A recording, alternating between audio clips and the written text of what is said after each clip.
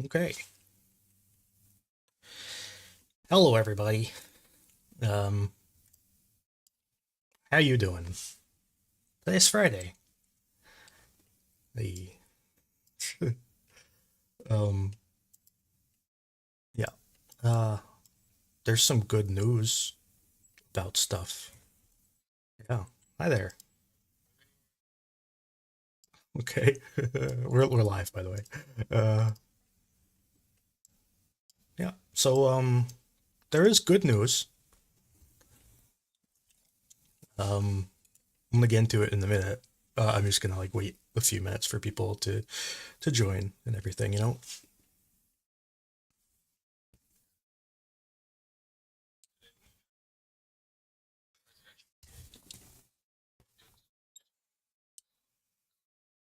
Oof.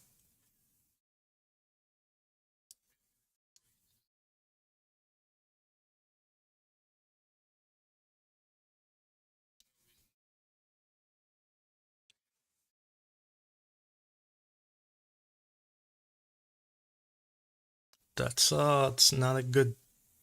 not a good sign. No, that is not good.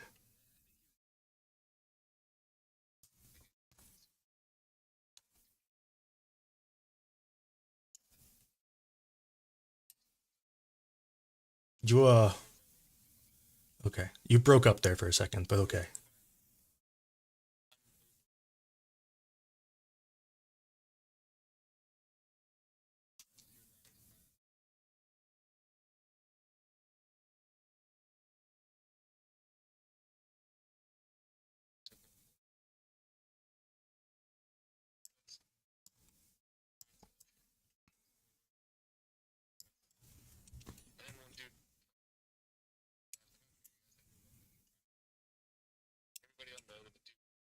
Oh, okay.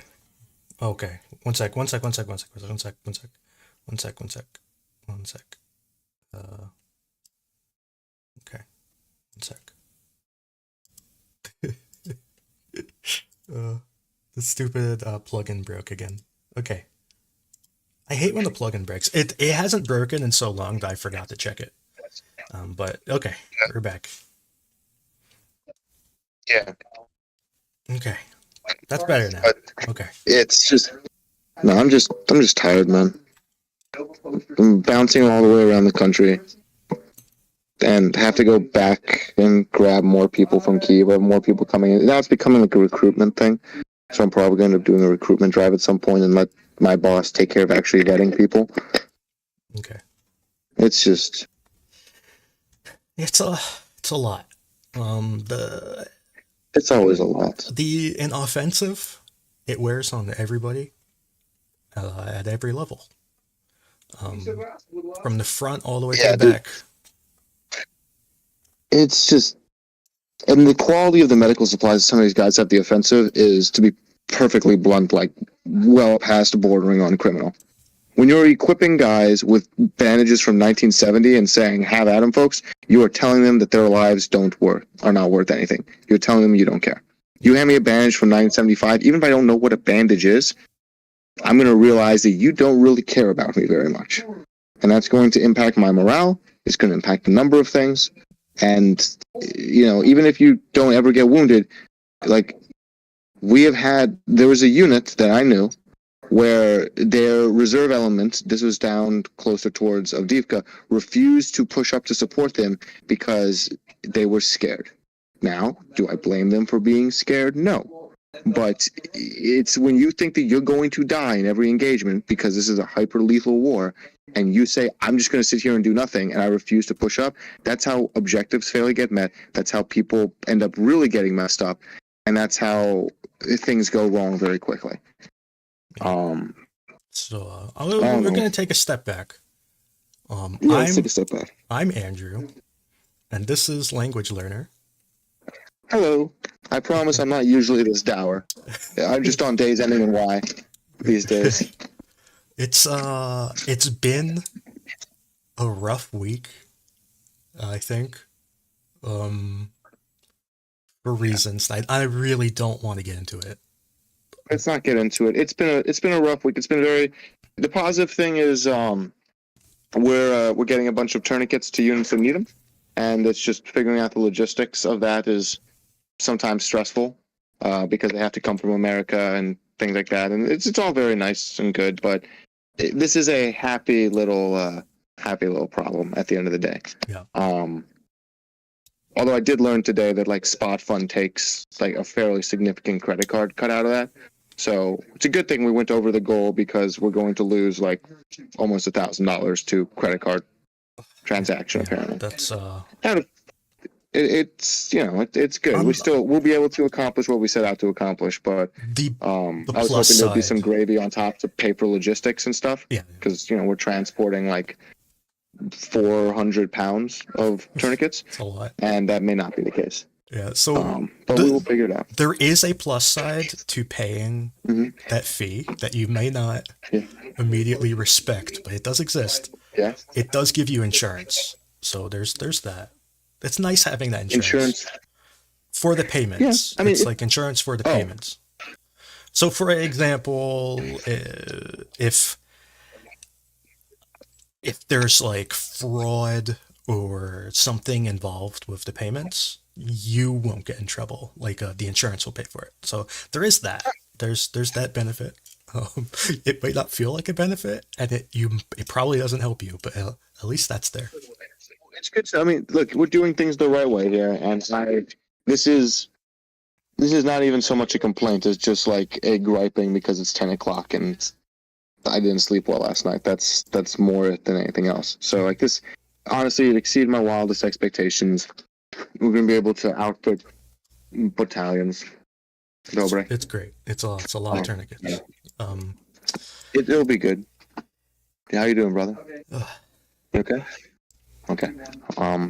But yeah, I'm actually sitting here with a couple of the medics I work with. We're out somewhere in the east, and if there's reasonable questions, we're happy to answer them.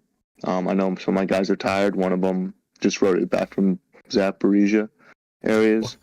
That's a having fun over there, buddy. Always. Yeah, Sigda. Yeah, he was a lot.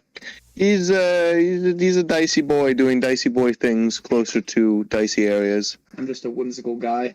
He's just a whimsical guy, he says. If there's questions, I don't know. I could talk about the importance of training. That it's just training. I could lecture them.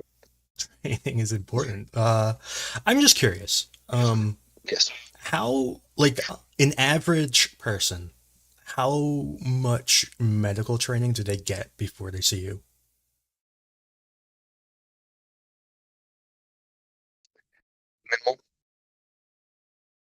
Minimal.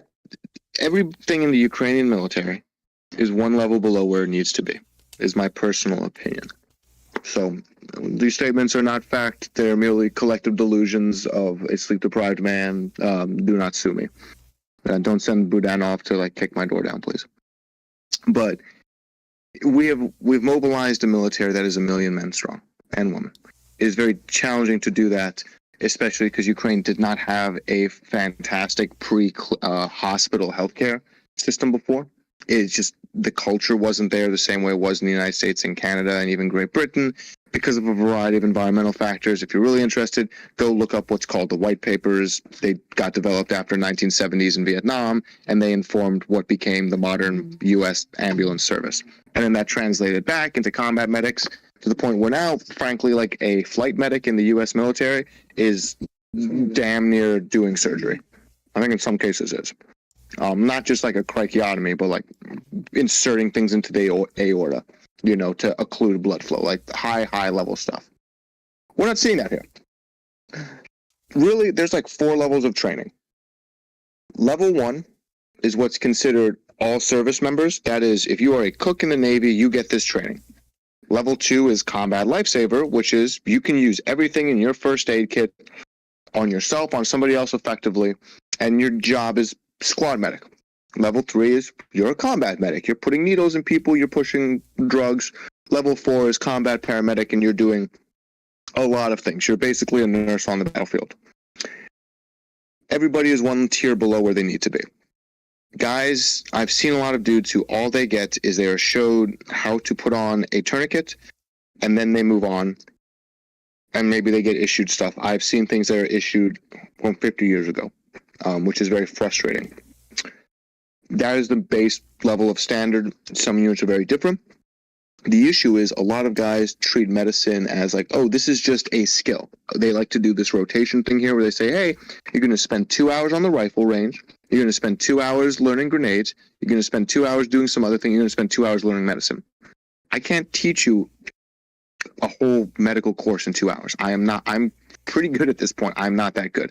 I'll teach you how to do tourniquets, but that's it, which is usually what ends up happening with you guys.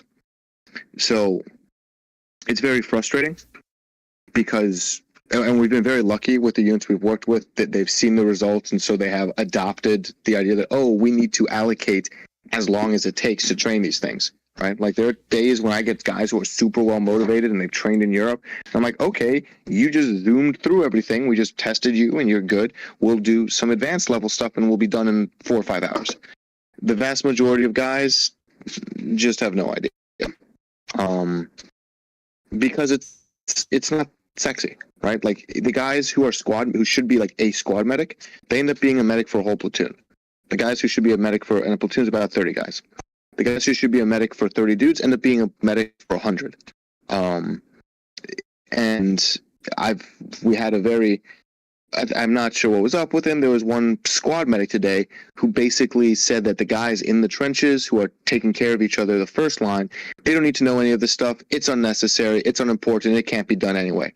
And I'm sure he was just burnt out and whatnot. But it's like that's just not accurate. And that culture needs to change, because when you see guys, especially those who are just going to be trench defenders, they're not storming. Their job is just to sit there and basically get shelled. If you tell them like there's nothing that can be done, you just watch the light leave their eyes. Like that is the biggest thing that we provide, secondary to the actual medical training, is the morale boost. We're like, okay, I've seen all my buddies get wounded by shrapnel, but it doesn't mean I'm gonna die. And like one of the dudes we trained, actually, it's a funny story. We trained him. He looked like Pedro Pascal. We gave him a baby Yoda patch. He went out to the front, got wounded, took shrapnel to the neck, flechette rounds, survived, and the dude who gave him the baby Yoda patch was actually interacted with him during the medevac in a way I won't specify. And, the guy's eyes lit up.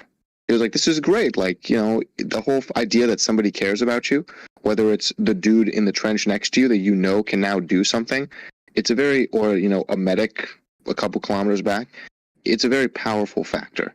And it's one that, I wouldn't go storming a trench if I thought that nobody could take care of me. I'd be terrified. I'd be looking around every corner, and then I'd step on a mine because I'm distracted. Versus if it's like, okay, I'm getting shelled, but, I watched my buddy get blown apart, but at least I know that, okay, well, that happens, but this other dude got wounded and other people jumped on him and bandaged him up and took him away. Then I'd be like, well, that sucked, but this isn't a death sentence. And you can just have that little bit of mental, I don't know what the proper word is, mental bulwark. I'm rambling. Let me pass the mic back to you. Okay. Yeah, I was just listening and, uh, just learning, I guess. There are a few things that I would like to talk about, just a different topic. On the map, there are a few new features that I'd like to talk about briefly. On the bottom right, there's this new panel. Some of this panel was always here, so you can turn on this crosshair that's been there for a while. And if you click this button here, and this panel will look different on every browser because it's using it's basically calling stuff from your browser. So on my browser it looks like this, on a different browser it'll look different, but all the same buttons are in the same place. So anyway, so this button to the right of the coordinates, this copies it to your clipboard, and then you can like paste it somewhere if you want. And then there's these 4 buttons that include these tell the link what they include. So this one on the right includes this crosshair, which I'll show you in a second. This one tells you how zoomed in, so it can save the zoom like this zoom, or it can save like this zoom or whatever zoom you're doing. Uh, and then this one keeps what map layer you're looking at. So the map layers are like these layers, and this one keeps the date. So if you go back in time, or if you just want to save whatever the date is, you can click that button and it'll save the date, and then you can click it and put it into your browser, and it will draw it. See, this is the crosshair. That's what this button does. It draws this crosshair, so it highlights where you were, and yeah, that's what this panel does. That's pretty fun. And also, if you edit these coordinates, like I'm just gonna make this 48 and click enter, it jumps there and makes the little crosshair. So that's what. So you can do that. So those are some new features. Oh, some of them are old features, but anyway, that's a new panel that we have. In addition, we have these simplified fortifications. So instead of having lots of little dots, it's lots of little lines. So that's fun. So you can look at the fortifications that way. So those are two new features. And I kind of wanted to just look at these fortifications with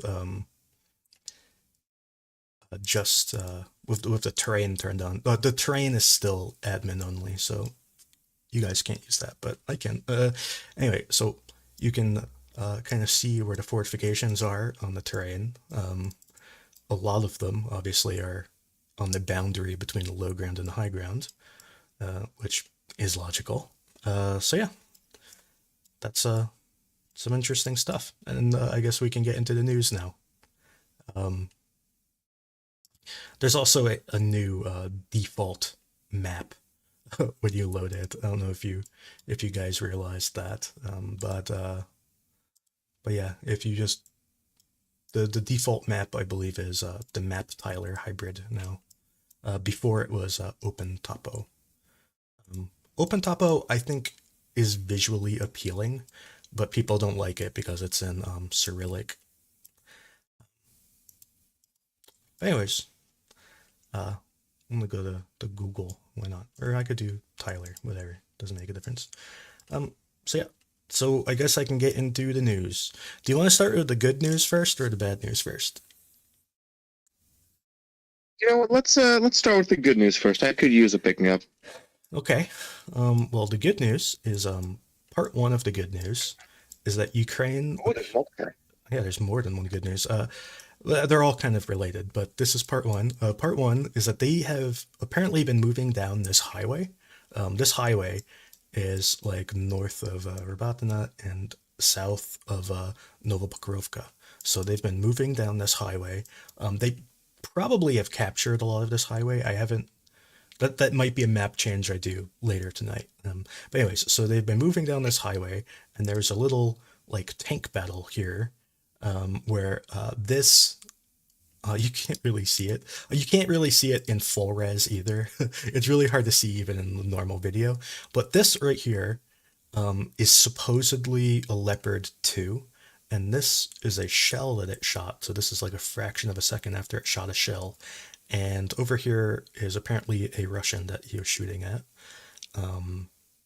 That's the story behind the video. It's like you could just see from this video, there's no way that you could possibly determine whether that's actually true or not, other than there's a vehicle, or I don't even know if the vehicle, honestly, it might not even be a vehicle, but there's something here shooting a very big bullet.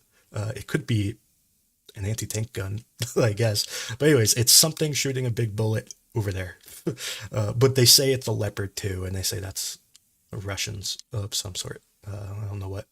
And there's smoke. And anyways, so this is oh, I screenshotted my mouse in the image. That's funny. But yeah, I guess I can even show this video. I mean, why not?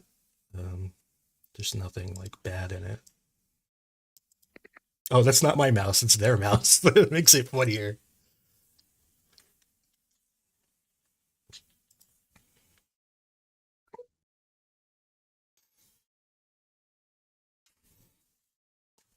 So yeah, it's really hard to see what's actually going on here.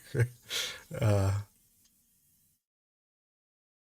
Hey, I don't think they can hear us on the stream because I think you're just streaming directly to YouTube what do you and mean? not copying stuff from here. There's a bunch of messages. I can see me streaming on YouTube. No, no. Apparently, they can't hear us streaming. There was a bunch of messages of that. I think they can. Yeah. One of them was saying that you're way louder than me, so I like made you a little bit more quiet. So Okay. I'm yeah, they can hear us. Okay. Never mind. All right. But anyways, so that's the video. It's not a super exciting video, but it's interesting in that it shows that Ukraine is progressing. Now, I think I've said this on the prior stream, but Novopokrovka, I felt personally, should have been a higher priority for Ukraine at the very beginning of this offensive. Like, in my opinion, they should have had a battalion um, attacking Novopokrovka when Ukraine was moving south, moving through all those, excuse me, moving through all those minefields, etc. And we all know what happened here. But when that was happening, in my opinion, they should have also been attacking Novopokrovka from the north. And maybe they were, and it just went really, really badly. Although I've never heard information about that, so I don't know if that actually happened or not. But anyways, in my opinion, they should have been attacking Novopokrovka because Novopokrovka has been a thorn in the side of this Ukrainian offensive ever since the beginning, because they haven't been able to freely move south because every time they move, they get shot from this flank, basically. So they needed to clear out Novopokrovka and push the Russians, east in order to continue to move south so that they could have, developed this wedge between Robotyne and Verbova. They needed to develop this wedge and drive this wedge south. I really think that was their actual goal. I don't think attacking Robotyne was actually what they wanted to do. It's just what they had to do because Novopokrovka kind of just broke this whole eastern flank of the offensive. So now they appear, from what I understand, there is now a battalion attacking here. I don't know if they're attacking from the west or from the north, but from what I understand, there is a battalion, and I don't think they've like entered a town. I don't think they've even tried to enter the town, but they're like attacking in a way that Russia isn't allowed to like you know, project power to this kind of western side anymore. And now Ukraine is also moving down this highway, kind of collapsing this southwestern flank of Novopokrovka. So this, I think Novopokrovka, it was one of the errors, in my opinion, to not take it first. I think they should have gone first here and then done this attack instead of doing this attack and just kind of ignoring it. But that's my opinion, I guess. I don't know. Um, anyways, they appear to be flanking it now, moving down this highway, kind of cutting it off. I think if you move far enough down the highway, and again, I don't know, like there are defenses here, but I don't think they're super dense. So I don't know if Russia will be able to stop Ukraine on this highway if Ukraine wants to keep going. You know what I mean? But if um, if they keep pushing on the highway, Russia will be forced to pull back to Novopokrovka, which would be not great for them, not great for the Russians. Um, so yeah, that's that's kind of the eastern side of Robotyne good news. This kind of this area just to the east of Robotyne, which is to the west of Verbova, Ukraine is also pushing south here. I believe they crossed this intersection, which has been a key intersection for a while. I believe they crossed it.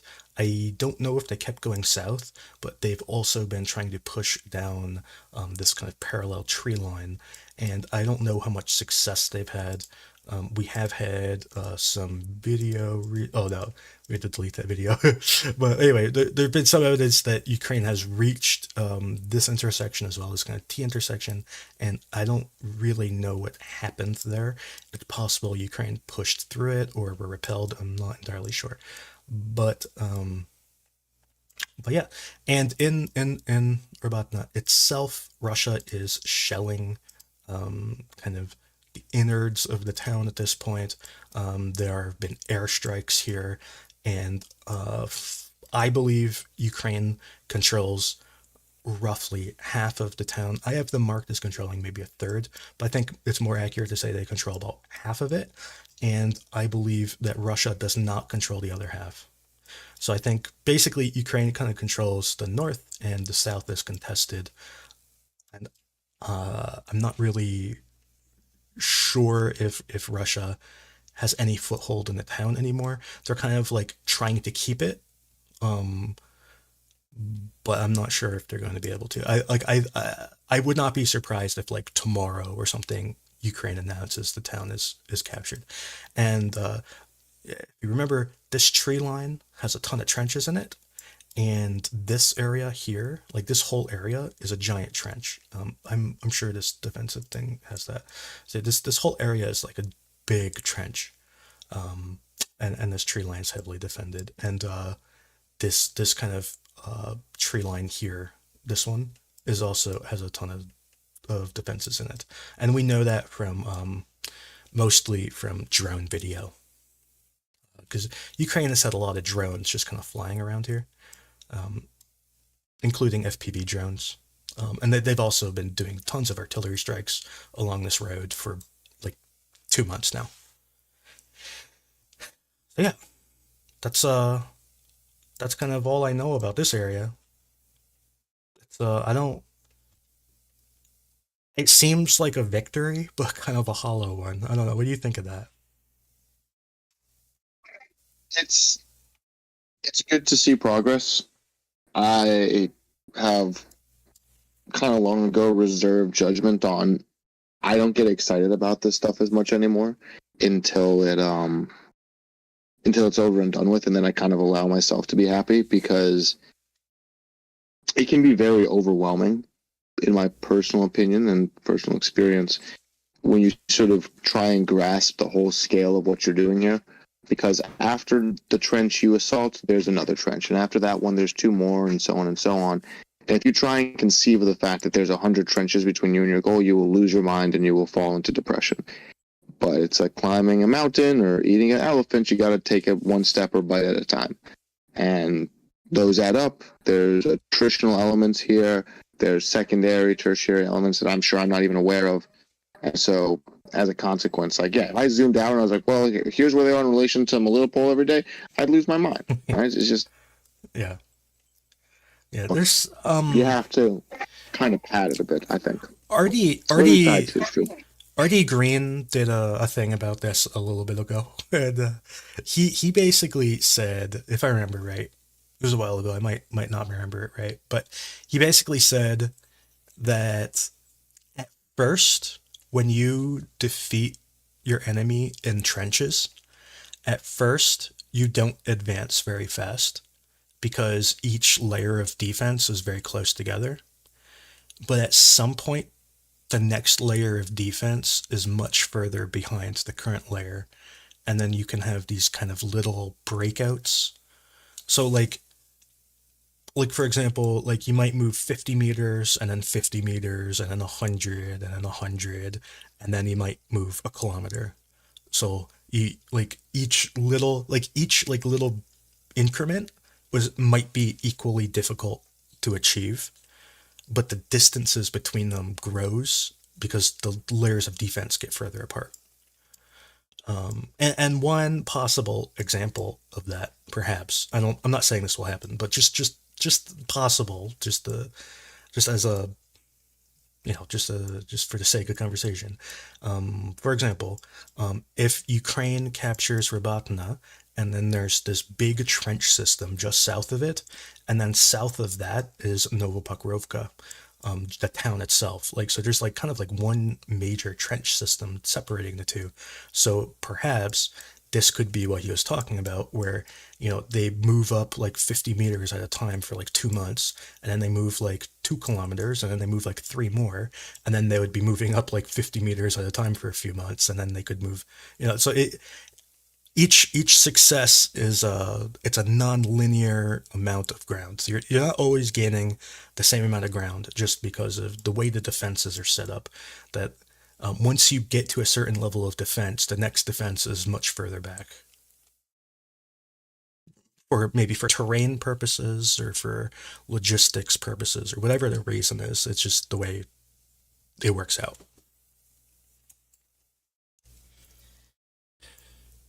So, anyways, I really don't have any news for anything west of Robotyne, like Piatikhatki and Lobkova and all these areas. I don't have any news. Like honestly, none. Um, there were like missile strikes in Zaporizhia and Komishu. There's missile strikes, and there have been like MLR strikes, drone attacks, and things of that nature in this area. But I don't have any real like strong military news about it. Um, moving a little bit east, near Dorozhniaka, Ukraine is kind of. I don't want to exaggerate the strength of this attack because it's a relatively minor attack, but Ukraine is kind of pushing south of Dorozhniaka, and I don't know if it's only on this western side, but I do know they're attacking this western side. It may also be on the eastern side, because I know there was a point in the recent past, and by recent I mean like 3 months ago, but in the recent past, Ukraine pushed Russia out of this tree line right here. But Ukraine never captured a tree line. It became like a no man's land. It might be going back and forth. I really don't get much news here. So it's possible they've been going back and forth. I'm pretty sure Russia does not control it, and I know Ukraine doesn't control it.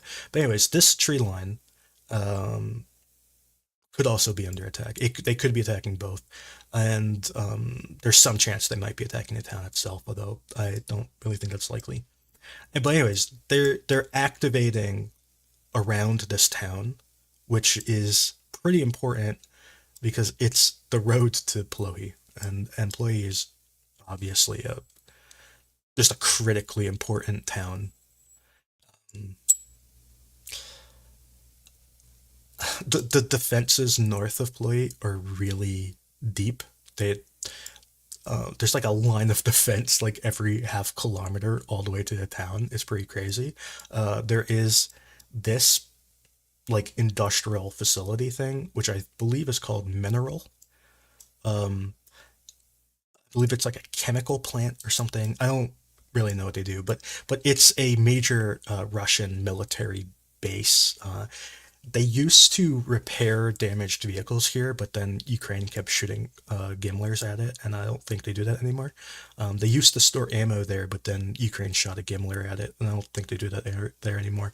But it's still a base where they, because it's like a big industrial facility, so they have all these like huge concrete buildings you can put stuff in. And also, I think there's also underground components like mine shafts or something like that.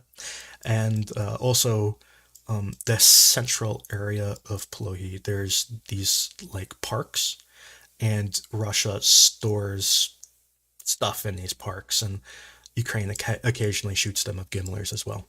So, um, so this whole Plohi area is really important. The reason it's super important is this train like hub, this like an industrial facility on the train, but it's kind of the last major train stop. Um, so it there's like Tokmak and Melitopol and like Berdyansk and Mariupol, and Polohi is like the last stop on this kind of area. So I'm not so sure how much they use those trains anymore because they this train area has also been hit by gamblers like on a very regular basis. But anyways, it's a logistics hub. It's a defended, a very ridiculously defended town, probably on par with Tokmak and Kamyanka, and there's Bilmok over here. Where's Bilmok? I forget where Bilmok. I always lose Bilmok. I always forget where Bilmok is. Anyway, there's Bilmok over here somewhere. It's over there. Anyway, so there's the those are these are all like the really key critical places. So Ukraine also pushing towards Ploy is super important. Even they haven't really activated a huge offensive force, but they are activating smaller forces.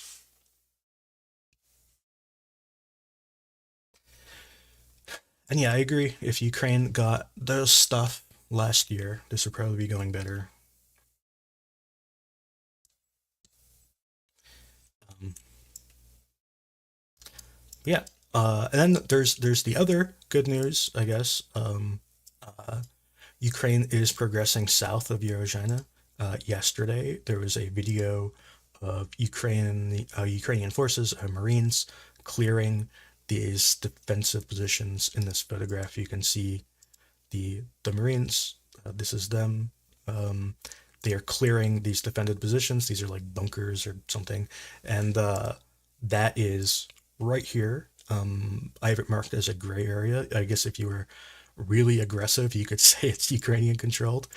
Similarly, a video came out yesterday of a Ukrainian assault um, where they kind of I'm not saying anyway, they kind of moved here from like the north, and then it seemed that they were maybe repelled and they started going back north again, maybe if I remember right, and they lost two huskies, which are like um, are they MRAPs? Yeah, I think they're MRAPs, and they were pretty heavily shelled. And so yeah, anyway, so Ukraine is in this position now. If you remember, I said this position is super important, and it is. It's super important. See, this position here, and this one here are two were the two anchors that controlled the entire eastern flank of Urozhaine, and then you can see Ukraine now controls one of these anchors, and the other anchor, they assaulted it, and there were no Russians there, which means that this is at best a gray area. It seems that Russia abandoned both of these anchor points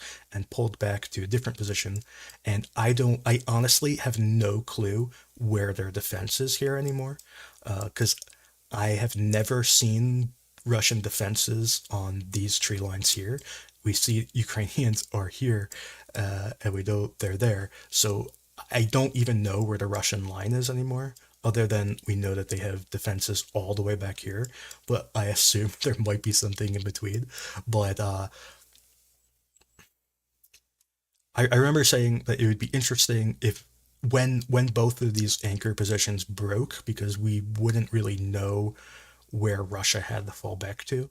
And now we're kind of witnessing that. We could end up seeing Ukraine move a very long distance.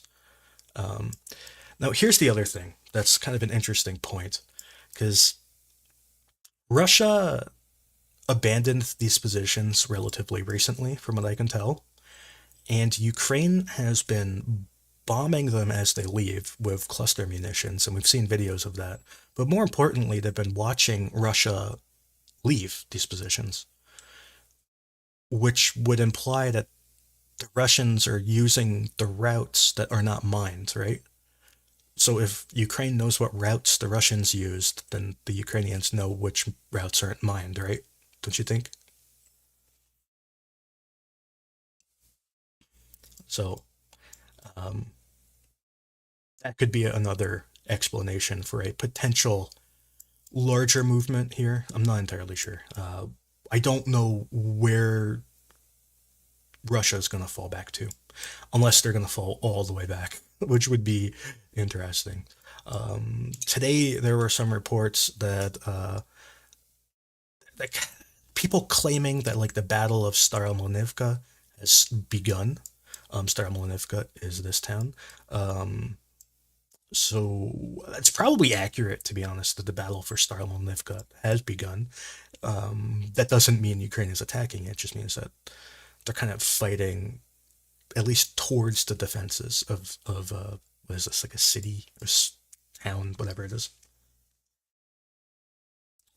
So yeah, that's kind of all the good news in the south that I know of. Uh, should I go to the bad news? I don't like going to the bad news. Anyways, I don't have particular news about the Avdiivka area. Um, there's people here. Hey, John. Hello. I could probably here. I'll do this. Uh, okay. Anyway, how are you doing, John? Pretty good, pretty good. There is some interesting F-16 news. Oh, you want to talk about F-16s? Sure. Go for it. So I believe there was just now, like 20 minutes ago, a press conference with the commander of USAFE, U.S. Air Force Europe, and he commented that apparently, so it was already known publicly that existing Ukrainian pilots for the Fulcrums and the flankers, the Su-27s, MiG-29s, they were going to receive language training in the UK from the RAF beforehand and then begin conversion training on the F-16s after about a 4-month language training period in the UK from the RAF. But as it turns out, the commander of USAFE mentioned that apparently for fresh Ukrainian pilots, those who are, very early on in the pilot training pipeline, that don't have many hours, so they'd presumably be in their first year or so of education. We've already directly begun training them on F-16s, although obviously they won't, be operational in, for a couple of years. Well, that's good, I guess. Yeah. So I'm still trying to parse the. I'm still trying to parse the exact meaning of his statements. I've texted some people, going to try and figure out, get some clarity on that. But that seems to be what is occurring. I'm, to be honest, I'm kind of surprised that this is the route that we've chosen to go with, because I would have expected, training novice pilots to detract from capacity to do conversion training. I guess that might not actually be the case, or it could be the case and we're just doing it anyways. But that would be my guess, is that it might not actually take away from our ability to do conversion training by training the novice pilots as well in a separate pipeline. It seems, I mean, I don't really know how it works, but it seems like it would be like two different things, right? Because wouldn't they have to like train on different planes first too? Yeah, so normally you would have your kind of your basic trainers, then you would graduate to your like advanced jet trainers, and then from there you would graduate onto the actual airframe itself. And I assume you do all of that with the advanced pilots too, but maybe faster, or do they skip steps? I'm not really sure. It's like obviously they don't have to learn to fly; they know how to fly. Just yeah, I think you could probably. I mean, normally you could probably get away with skipping obviously the basic and the advanced trainers and just proceeding, to sims for the for the airframe they're converting to, and then from there proceed to actual training flights. What I'd be interested to know, and I don't know off the top of my head, is how we approached it from the Poles, because they converted from MiG-29s to F-16s and F-35s. So I imagine that some aspects of the program for Ukraine might mirror that in some respects, or potentially any of the other couple countries that converted from MiG-29s to F-16s. I'm honestly surprised that they couldn't get pilots that already spoke English, or do they do speak English? They did. They got 8 of them. Okay, Yeah. because like Ukraine has people who speak English, like like Yeah. it's not everybody, Well, so but it's like I'm sure you could find enough pilots. I mean, this is kind of a more fundamental issue, I guess, with some of the countries in Eastern Europe, more so for Ukraine, also Russia, is that so historically speaking, the international language of aviation, the lingua franca, has always, since the end of the Second World War, essentially been English, and everybody that wanted to be a pilot kind of standardized on learning English very early on in their careers. That was never the case in the Soviet Union.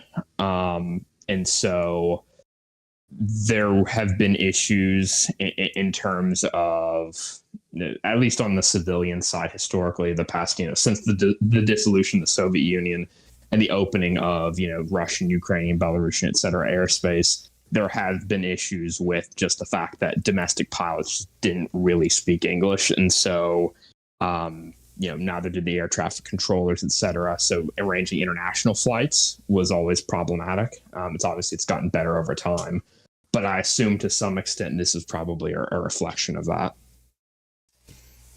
Yeah. Hi, CJ. It only takes 3 weeks to convert from a D30 to a 777 or a 119er, so you can be glad about that.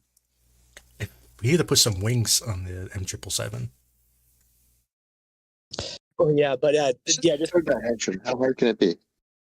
how hard can it be? Well, I did hear some people learning in about 5 days. Unfortunately, it takes a bit more than 5 days to learn how to fly an F-16. Honestly, what they're probably going to struggle with the most, and I think this was documented in that one leaked assessment. The summary of the assessment of those 2 Ukrainian pilots that came to the U.S. last year was that probably the biggest hurdle, aside from communicating with the instructors, is the fact that the instrumentation, the cockpit's going to be in English, as well as the fact that in many cases the physical values that are being the units are going to be in U.S. customary units, not metric. First off, Wait, what? All the Soviet airframes are metric, unlike Really? everywhere else in the world. How are planes not in metric? So that's one of the most absurd aspects of, I guess, just international aviation is it's all standardized in feet and knots, miles. Whoa. Okay, you're talking about that part. Okay.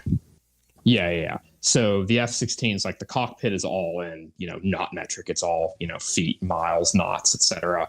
All of the Soviet airframes are metric, kilometers, meters per second, etc.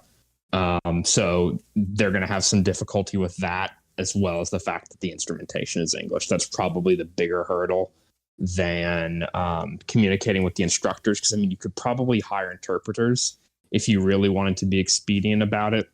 And there might also be some issues with the physical values that some of the instruments read, because my understanding is that how the Soviets configure their instrument displays and what the physical quantities that were actually being measured and displayed to the pilot were in some cases a decent bit different than their, kind of American or Western counterparts. Sometimes literally the opposite. Yeah, or like the inverse or something. Yeah, like what's it? I always forget the name of that stupid instrument. The one that tells you the horizon. I know that ours is like the opposite of theirs. So, because ours, the horizon moves on ours, right? I always forget which is which. But anyways, in one of them, the horizon moves, but the plane stays stable. So the plane never moves. And the other one, the plane moves and the horizon stays stable. So it's like literally the opposite. But anyways, CJ, do you have any artillery news? Well, only real update from this week is a concerted push by Dan Rice, a former advisor to Zelensky, who was instrumental in getting DPICM to Ukraine. He started this campaign like literally last summer, and it took a full damn year to push through. He has started a new campaign, which is for basically cluster rockets that come from HIMARS or MLRS called M26. They have anywhere between 30 and a 50-kilometer range. They have way more submunitions than the 155 do, even though they don't have a great range. They probably, because they've got more submunitions and they cover a large area, they do have a slightly higher dud rate than their sort of tube artillery counterpart, but certainly would not hurt as we look to the fall and look towards what types of ammo that Ukraine still will need. Because as of right now, it seems Ukraine is firing more than half their rounds are DPICMs. This is very clearly, I don't want to say keeping them afloat, but definitely keeping the offensive still slowly moving forward. Oh, it's so important. It makes me wonder how many of those shells we have to give them, because they're shooting so many. Well, I know John can tell you the full numbers. I know the last inventory count was something over 3 million. However, I think people need to realize, for better or worse, the U.S. is not going to give every single round to Ukraine, especially ones that we don't make anymore. But I think half would probably be within reason. And maybe you could argue all, because they were going to be demilled eventually anyways. So that is certainly a lot of artillery rounds. If they gave 3 million, then that would be more rounds than the U.S. has given just of standard HE. So quite a lot. That's true. And yeah, if we gave a few million, that would probably tide them over until their production kicks in, I guess. Higher production anyway. So in terms of DPICM, I believe the report that the DoD submitted to Congress was that we have 3 million serviceable DPICM shells of various caliber currently in inventory. So half that's going to be 1.5 million. That's good.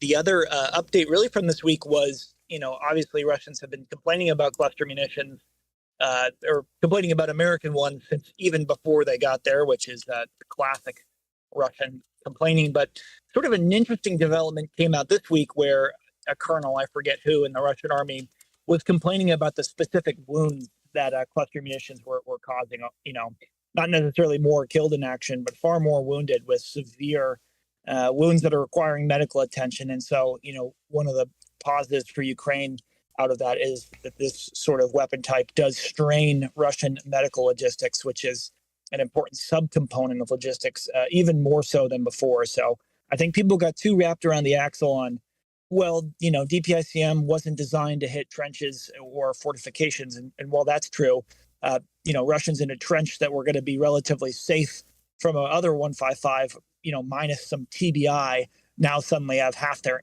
arm missing. And that's a completely different problem than, say, a headache. If I had a penny every time someone said artillery wasn't used for what it was meant for, I'd be very rich. Well, yeah, it's one of those things. And you mentioned the production as well. And I don't know if you talked about it on a previous stream, but the U.S. is, surprisingly or unsurprisingly, depending which side of the aisle you're on, ahead of schedule with ammo production significantly, at least 3 months, if not, if you're very optimistic, 6 months. So it's one of those things where, that makes me happy as an artillery person. But again, I think that's just more good news for Ukraine. The real question will be, and I don't know if John's already got into it, sort of the way I see it, the counter to this, which is the West and NATO and US slowly but surely increasing ammo production, is can Russia and Iran outproduce them with drones? Because that really is, as far as I can tell, Andrew, the only real counter that Russia has for taking out Ukrainian artillery systems. Like, it's clear now that they're, about half the time trying to hit things with artillery and half the time trying to hit it with drones, but they don't really have artillery positions dialed in anymore just from artillery alone. They're using a combination of effects. So that Lancet production and Shahed production going up will really be sort of key to determining whether or not Russia can counter the military industrial complex slowly progressing. So I have a comparison that is going to offend you, and that's kind of my point of saying it, to be honest. But I kind of see the way drones are being used now. If I look back in time, I see another sort of weapon that was similar in purpose to the drone, in that Carrying around an anti-tank gun is really heavy. So it's a lot easier to carry around like a disposable anti-tank grenade, right? So like a bazooka or an RPG-7 or a javelin or whatever. Okay, so those replace like anti-tank guns, right? So um, the way I kind of see it is that drones are kind of replacing artillery. And for kind of the same kind of reasons, because the artillery is so big and heavy, and it's hard to move around, and it's vulnerable. You can easily kill it.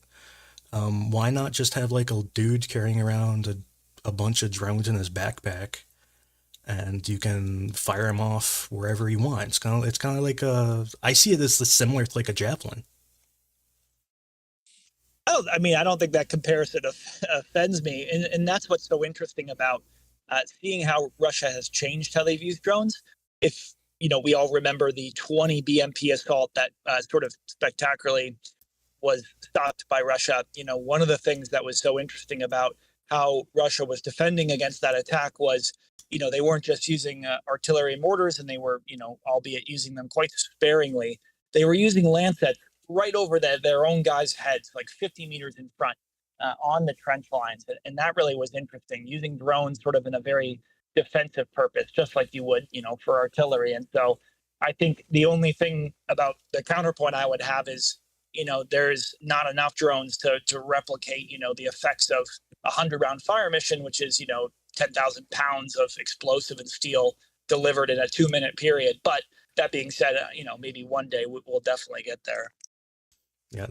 One person asked, are there still anti-tank guns? And yes, there are anti-tank guns.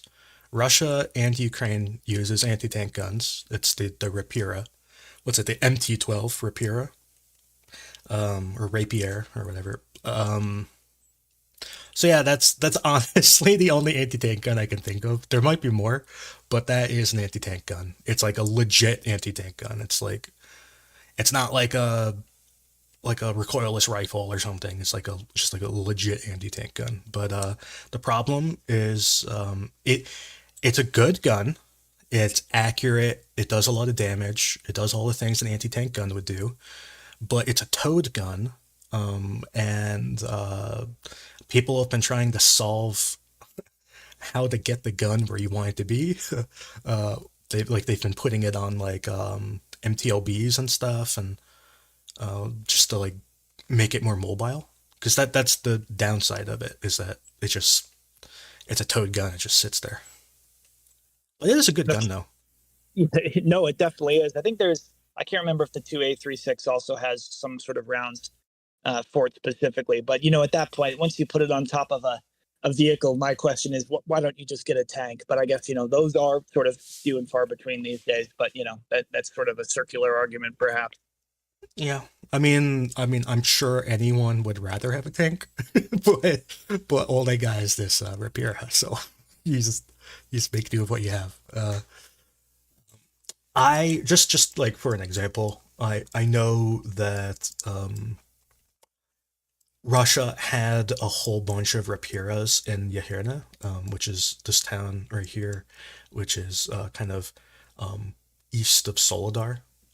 So they had a whole bunch of rapiras in this town, and they were kind of aiming north towards like Spirna and everything. So they had a whole bunch of rapiers here, and I say had because Ukraine blew them all up with drones, and I think a Gimler helped. But anyways, all those rapiers blew up. But every once in a while, you see a rapira. Russia had a bunch of rapiras around, kind of around here near like Niskuchna and everything. And a few of them were captured by Ukraine. So those rapiras are now being used in the offensive. So yeah, they're anti-tank guns. Are there any more Challenger 2 videos? I don't think so. I don't seen one. There was that one video everybody said was a Challenger 2, but it was actually like a T-72. Um, People were confusing. What is it? It's like the laser rangefinder on the old T-72s kind of looks like the top of a like the eyeball. I don't know what is the eyeball anyway. Like the eyeball on the Challenger, it looks like a cyclops to me. People were confusing that laser rangefinder for the Challenger too, but it was just a T-72. Anyways, I don't have any news about Avdiivka other than from what I've heard, fighting here has been less intense. It's mostly been coming from this kind of southern axis trying to attack into the city. I heard from a guy who was in Avdiivka this morning and this afternoon. He told me that Avdiivka was relatively quiet today. People were like riding their bikes around. It was nice weather. There were no shelling or bombing or anything. So Avdiivka today was nice, apparently. Um, okay, so moving on up to Bakhmut. Um, from what I understand, uh, Ukraine isn't super strongly attacking anymore. It's more kind of positional fighting, and Russia has been doing counterattacks every once in a while. Ukraine kind of did a little push into a Klischiivka yesterday and today, but it's not like a super major thing. More importantly, Russia is dumping tons of reinforcements here. They've been they Russia really wants to recapture Klischiivka. They have not been able to. They're dumping increasingly more reinforcements with the hopes of eventually recapturing Klischiivka. And I don't think they even have the goal of capturing the hill above Klischiivka. I think they just want to capture the town itself, which makes absolutely no sense. It's like it's incredibly stupid. I can't even. The town is worthless. Like it has no strategic or military any value to anybody. Going there basically just gets you killed. What are you gonna do? Hide in the basement until someone throws a grenade at you? Like what's your goal here? They can't climb the hill. They can't retake the actual like trench lines or anything. They would have to go all the way around it again because you can't climb up a hill full of trenches. Every time they try, they die. So they would have to go around again, but they can't because Ukraine has more forces than they do, and they're dug in. So I don't understand. I can't make any sense. I don't know. Like I can understand them wanting to defend the railway. I can understand them doing like attacks out of the rail to like push Ukraine away from the rail to so they can't like set up positions to assault the rail itself. I can understand that, but I don't understand trying to recapture the town. It makes no sense. So, but anyway, that's what they're trying to do. And in Berhivka, they've been trying to push south as well, but it's all like little positional battles. There was a big pile of dead Russians here yesterday. There's a big pile. But anyways, and this whole kind of area north of Bakhmut, I also have basically no information about. There's been no real changes here. Like anywhere in the Siversk area. Russia is attacking Bilohorivka again, but with no changes that I know of. And now getting to Kremmina. Today, well, okay, so yesterday, Russia did a little tank assault, or at least the video came out yesterday. I don't know if it was literally yesterday, but the video came out yesterday. They assaulted down this like road, this like logging road or whatever. I don't think they got anywhere, but they assaulted here. And today the Russians are claiming, and I've seen no evidence of this, but the Russians are claiming this, that Ukraine launched a series of counterattacks towards Dibrova and attempting to move down this highway. But again, I've seen no evidence of that. It's just things Russians are saying today. They could just be making it up. You never know. They don't post videos. They don't post photographs. They just say things. Um, But anyways, I have no news between Kremmina and like Svatobed. Like I have no news from this area, and I have no particular news from here either, other than Russia's been attacking this town that I can never pronounce. I'm gonna try it. I'm gonna say it in my head first. Mazyashurivka? Zharivka? Myazhirivka. That's my best guess. I'm just gonna say that's right. Myazhirivka. So anyway, they've been attacking this town with no gains, no successes, and they've been trying to move west from south of Novoselivska again with no success I know of. Now for kind of the bad news. North of Kupiansk, near Sinkivka and Petropavlivka. Now, from what I understand, the front line has moved very little in this area. But from what I've heard, Ukraine has taken quite a few casualties here. So this situation is both bad and not a big deal. It's bad in that they've taken a lot of casualties, but it's not a big deal in that nothing really changed.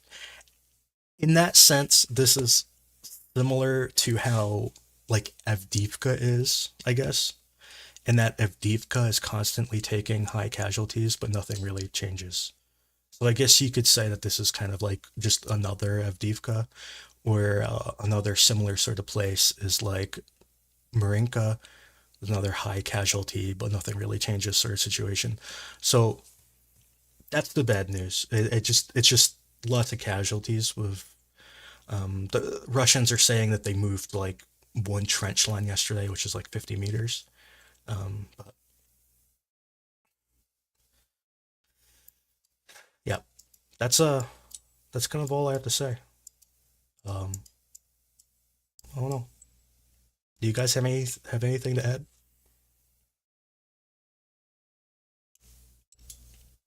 I could say that there's no pontoons, but I think we've beaten that horse. I feel bad for the horse.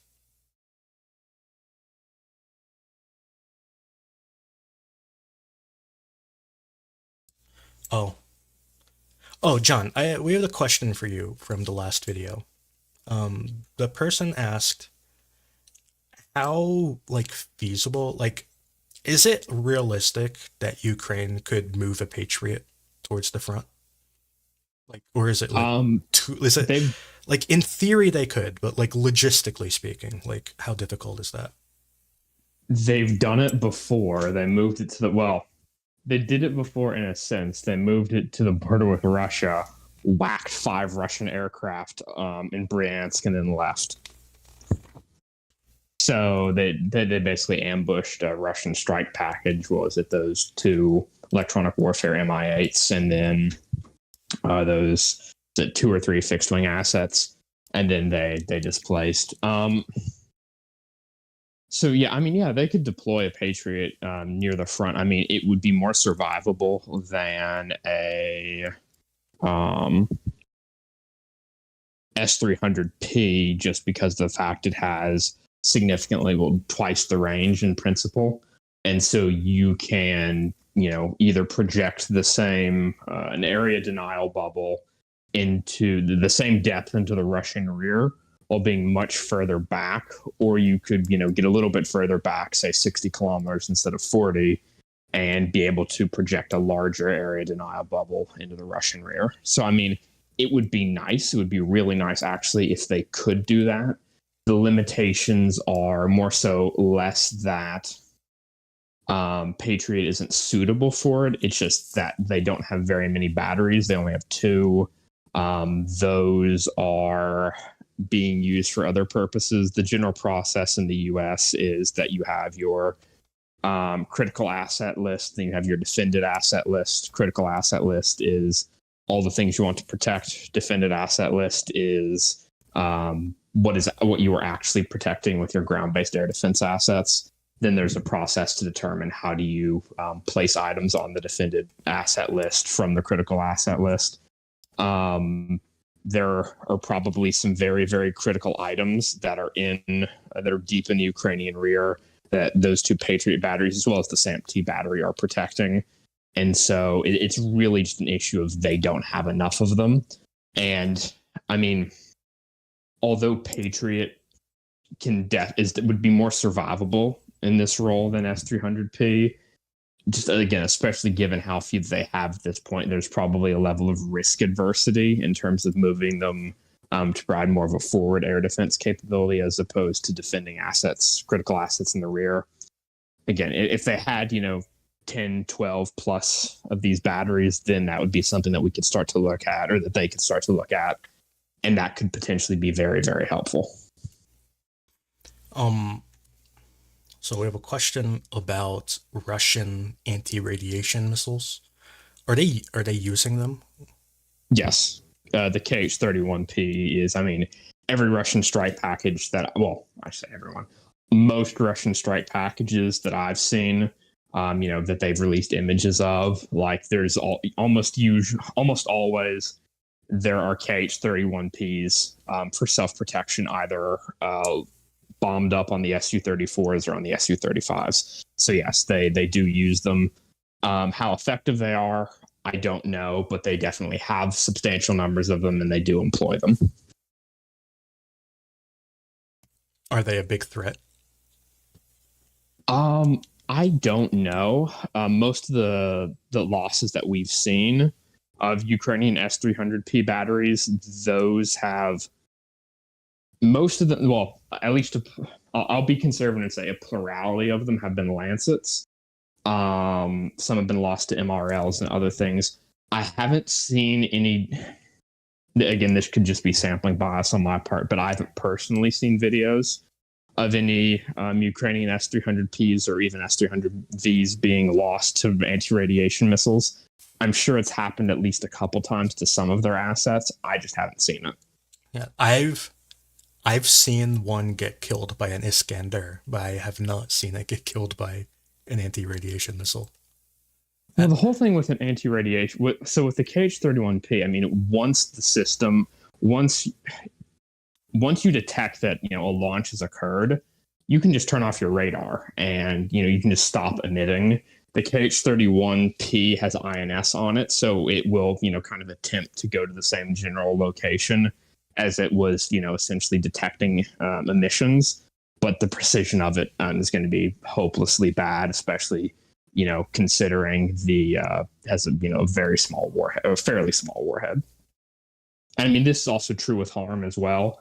HARM is not quite as bad in that regard because it's GPS in addition to INS, so it has a bit more precision as to where it will end up if the emitter stops emitting. But fundamentally, it's still the same issue. Now, I know this is a complicated question, but how long does it take to set up and break down a Patriot and an Iris? I can't tell you for an Iris TSLM. For Patriot, the standard is, I think it's 90. I need to go check. It's I can't remember if it's 60 minutes or 90 minutes off the top of my head. That's the standard. One of those two numbers. The Ukrainians, they managed to, I think at Fort Sill, they managed to hit, okay, I think it was 60 minutes to emplace or displace a Patriot battery. That's the gold standard, or not the gold standard. There's the term something standard. That's the training standard that we attempt to reach. U.S. Army Air Defense Artillery. The Ukrainians were able to do it in 45, which is enormously impressive considering that most Army Air Defense Artillery units can't actually even meet the 60-minute goal, but the Ukrainians exceeded it.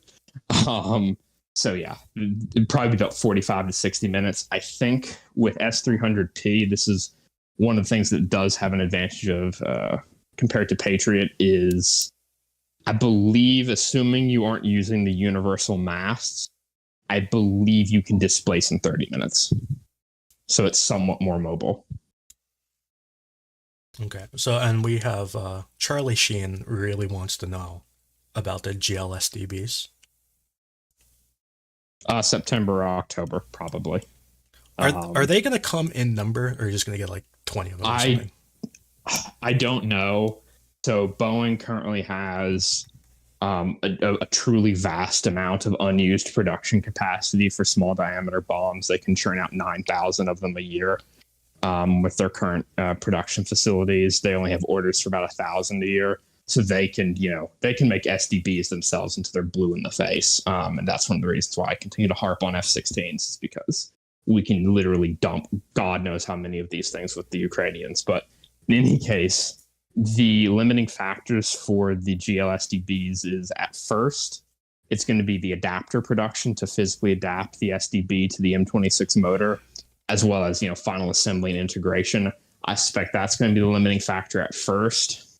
As production and consumption goes on, I suspect the limiting factor will shift to the M26 motors themselves, because we ended production on those quite a while ago. I suspect most of them are going to be past their shelf life. And so it's going to become increasingly problematic as time goes on to find safe, functional motors. At first, what we're probably going to do is we're probably just going to take the most recent production motors that Boeing can get their hands on. And then from there, as time goes on, if we start getting into, for example, expired motors, we might have to start doing things like, trying to X-ray the propellant grains to check for cracks and stuff like that. That could definitely become a limiting factor, 6 to 12 months from now. But at the moment, I'm, this conjecture on my part, but I strongly suspect that it's going to be the adapter production and then final assembly and integration. CJ, how often do those motors fail? Do you know? The M26. The motors fail? The engines, or the rockets. Do you know the failure rate? I don't even think there is one. It's so low. It would probably be like the propellant failure rate, which is something like 1 in every 100,000.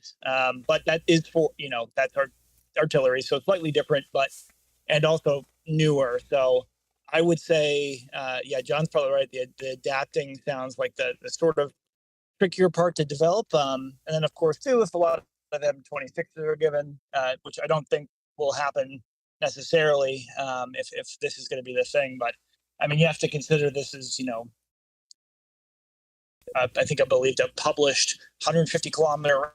So it'll be interesting to see what the use case is for this compared to, basically other rockets and other missiles or JDAMs, and hopefully at that point, in the future here, we could be talking about air to ground as well. But yeah, FTBs are great. So two things that I mentioned is, one, as far as I understand it, there's going to be two separate inventories. There's going to be the inventory that we have of actual M26s, and then there's going to be a separate inventory of just M26 motors from demilled M26s. So we'll have a stockpile of functional M20s. Well, hopefully functional M26s themselves, and then a separate stockpile of the motors from demilled units. I suspect Boeing will be pulling from the stockpile of demilled units. Those motors are depending on how they approach the demill process. If they demilled older ones first, those motors are probably going to be in worse condition than the motors of any remaining M26 that are still in active US. Well, they're still intact and in U.S. inventory. The other issue is you have to treat these failures very carefully, because one of the things you can get, for example, is if you start getting the propellant grain to crack, you won't just end up with a dud round. You'll end up with the whole thing just exploding in the LPC, in the launch pod container when you actually ignite it, and you can lose the entire launch vehicle. And potentially the people inside it. So the tolerance levels for what the failure rate of those motors is going to be is probably going to have to be fairly tight, because again, otherwise we literally risk them exploding and destroying Ukrainian HIMARS and M270s. That's no good. Yeah, I've never heard it. I'm not saying it hasn't happened, but I've never heard of a case. You'd have to probably look pretty hard in the 80s to find a M26 blowing up in the tube. Again, not saying it hasn't happened, but these things what people have to remember is the STB is designed to be somewhat of a much fancier Gimlers, but and also a fancier artillery round and a fancier version of everything. So I have to imagine there will be pretty strict, measures taken, even if it means there's less overall, at least in the short term. Also, There still will be quite a lot. just from like a business perspective, I feel like it would be really bad if you rolled out a brand new weapon and it exploded a HIMARS. It would be bad for business. Uh, I think they would really try to never let that happen. And to your point, CJ, I don't expect that would have been an issue while they were in service, but those motors, as you're well aware, they do have a shelf life, and once you hit that or get past that, depending on the conditions in which it's stored, motor cracking, which is probably the most severe mode of failure that would be likely to see, stuff like that does become problematic. Like, for example, that was part of the reason why we retired SRAM, as well as the Russians retired the KH-15. Their analog of it was because in both cases, once they hit their shelf life, I think in some cases even slightly before it, the motor started cracking and they experienced rather violent failures. We have a question for you, CJ. Are there any countries manufacturing cluster munitions?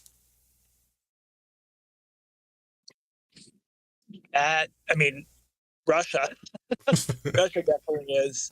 In terms of other people, this would be, I guess, Turkey maybe as well. John could correct me on that, whether they're making actively new ones. But Russia and Turkey come to mind. And then you have Pakistan and Sudan, who do make ammo on occasion for other people, let's just say.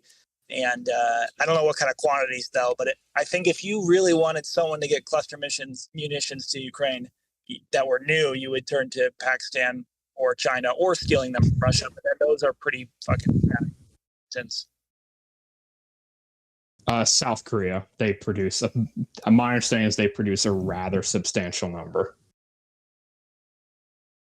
There you go. And although South Korea hasn't directly given, ammunition to Ukraine, they've certainly been willing to let America give ammo that was, pretty much for them in one way or another. So that would be the next step. But again, I think people have to remember, it shouldn't be cluster munitions for everything. They're not a catch-all. I want cluster munition everything. People like me have been pointing out that it would have been helpful from the entire time, but they need all different types to really win, and without losing as many people as would be necessary.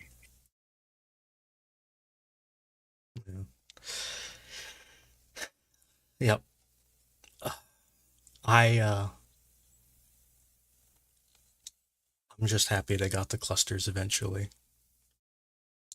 And I'm glad I don't see too many people complaining about it anymore. Yeah, the complaints seem to go away fairly quickly, which I guess I wasn't expecting, but it makes my timeline a little bit less annoying. They'll come back though, trust me. They'll come back. Well, if a different type's given, then yeah, they'll come back. But no, I mean they'll be back at the cleanup. Yeah, I'm sure, and that's the thing. It's it should be the Ukrainians' choice whether or not that they want to use them or not. But I'd rather be cleaning up UXO than having Russians in trenches in my country. But that's just me. Yeah, thank you, Velvet. Thank you. But yeah, especially after talking to Charles, because Charles has cleaned up after these cluster munitions before, if I heard him right. Anyway, I don't know. He said he wasn't that bad. He said he wasn't thrilled. I think that was the quote. But yeah, he was super gluing the submunitions together. But again, where he was using them, well, he wasn't using them. He was cleaning them. Was in situations where they had nothing else. So interestingly enough, during Iraq at that same time, they also 50% of their fire missions were DPICM, but not by choice. It's the only ammo they had on hand, and so they had to use them in urban areas where, American troops were in contact and requesting artillery, and everyone looked at each other and said, well, this is going to be a lot of submunitions, but at the same time, it's either that or nothing. So, Ukraine is in a lot of ways in a similar situation where it's either that or nothing. And so obviously you're going to choose that. Yeah.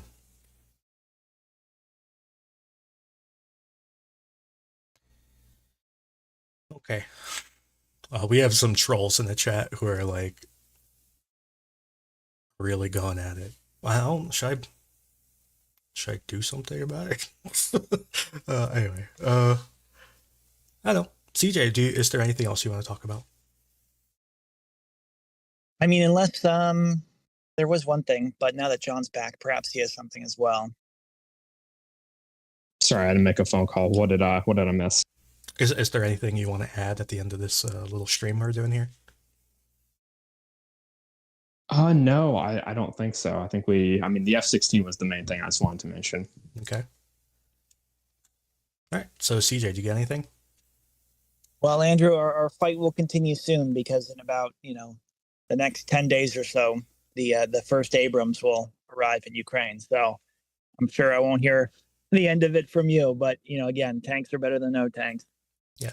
I just want to make this clear. I don't hate the Abrams. What I hate are people who say the Abrams is invincible because it's just a tank. It's just a tank. That's all I want to say about it. I also think its armor scheme is questionable, but that's another story. Sure. I mean, though, if you were to look at like what's been delivered and what's been destroyed and what has survived, you could possibly argue that HIMARS are in fact invincible. Yeah, well, it depends on how you call invincible, because what is it, like 3,500 of them have been destroyed so far? So that's true. 10 times more than the U.S. Army uses have been destroyed in Ukraine somehow. They even took out like 8 HIMARS that were in the 3rd floor of a building. Yeah, but they had a drone shot to prove it. Yeah. And they took out one HIMARS that was transporting logs. Dual use HIMARS, John, right? Yeah, that's how you get around the import restrictions, or the export controls, I should say. I will give it to the Russians. Every time they claimed an FMTV, which from the front looked somewhat like a HIMARS destroyed, at least it's a similar chassis, a similar cab. Like I get perhaps misidentifying that, but when you're saying there's a bunch of HIMARS in the 3rd story of an office building, somehow I question your sanity. Yeah. Especially like looking at those trucks in like an Orland where you only have like 5 pixels to work with, I can totally see them making the mistake. The mistake is a little bit harder to justify when you think about where that truck was. It was a truck full of logs in a forest next to logging machinery. So it's like, oh, buddy, but yeah, it's. And another one of them was like transporting like water. It was like it's like a water truck. They're like, it's a HIMARS. Anyways, I think that's the stream. I don't want to ramble on anymore. Thank you for everybody who came and listened. You can share it with your friends if you'd like to. And thank you to CJ and John and Language Learner for coming. Language Learner left a while ago. He went to sleep, I think. And all right, so we'll see you on Tuesday, I guess. And this weekend there will be a Otochny on Sunday at 2 p.m. Eastern Time. And then right after that, at 4 p.m. Eastern Time, there is the Twitter space with Michael Bond about OSINT. And Tochny is also a Twitter space, I should say that. You can find both of those things on the Twitters, or X, or whatever it's called now. All right, so I'll see you later. Goodbye.